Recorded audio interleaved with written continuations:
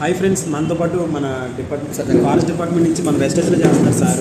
ఆయన మాటల్లోనే విందాము. సెల్ఫ్ రామ్కోటి, నేను forest department 32 years experience in the field of forest department. So అక్కడ లేనటువంటి రికగ్నైజేషన్, అక్కడ లేనటువంటి మనీ, అక్కడ లేనటువంటి ఎంతోమంది హృదయాలు, మంచి హృదయాలను ఇక్కడ వెస్టేజ్లో నేను తీసుకోవడం జరిగింది. నిజంగా చెప్పాలంటే ఈ వేదిక అత్యద్భుతమైనటువంటి వేదిక.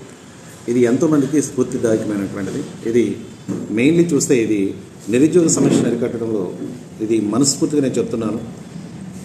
నిరుద్యోగ సమస్య అనేటువంటిది ఇక్కడ చాలా క్లియర్ అయిపోతుంది. చదువుతో సంబంధం లేకుండా అండ్ జ్ఞానంతో సంబంధం లేకుండా, సర్కిల్తో సంబంధం లేకుండా ఎవరైనా సరే లక్ష పైబడి ₹1 కోటి వరకు తీసుకున్నటువంటి వేదిక ఏదైతే ఉందంటే అది ఓన్లీ వన్ వెస్టేజ్ మాత్రమే. రైట్, ఇక్కడ జెన్యూన్ మేనేజ్మెంట్ ఉంది అండ్ అంత మాత్రమే కాదు, జెన్యూన్గా ప్రోడక్ట్ ఉంది అండ్ బిజినెస్ ప్లాన్ కూడా చాలా బాగుంది. ఇప్పుడైతే మొన్నటి వరకు యూని లెవెల్ ఉండేది, ఇప్పుడు జనరేషన్ ప్లాన్ లీడ్ చేస్తున్నారు. అది ఇంత అద్భుతమైన ప్లాన్ లీడ్ చేయడానికి గల కారణం మేనేజ్మెంట్.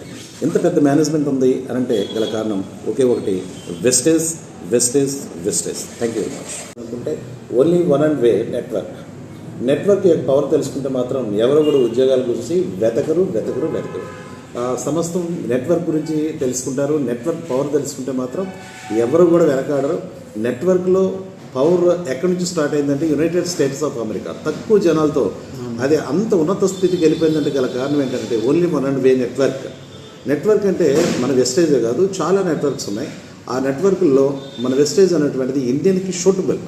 సో ఇండియన్ పీపుల్స్కి సూటబుల్ అయ్యిందనంటే అది రేట్లోను అండ్ బిజినెస్ ప్లాన్లోను అండ్ మేనేజ్మెంట్లోను చాలా పవిత్రత ఉంది కాబట్టి, పరిపూర్ణమైనటువంటి భృతి ఉంది కాబట్టి ఖచ్చితంగా ఈ వేదిక మీద, వెస్టేజ్ వేదిక మీద ఇండియాకి సూటబుల్ ఒకే ఒక వేదిక వెస్టేజ్ వేదిక.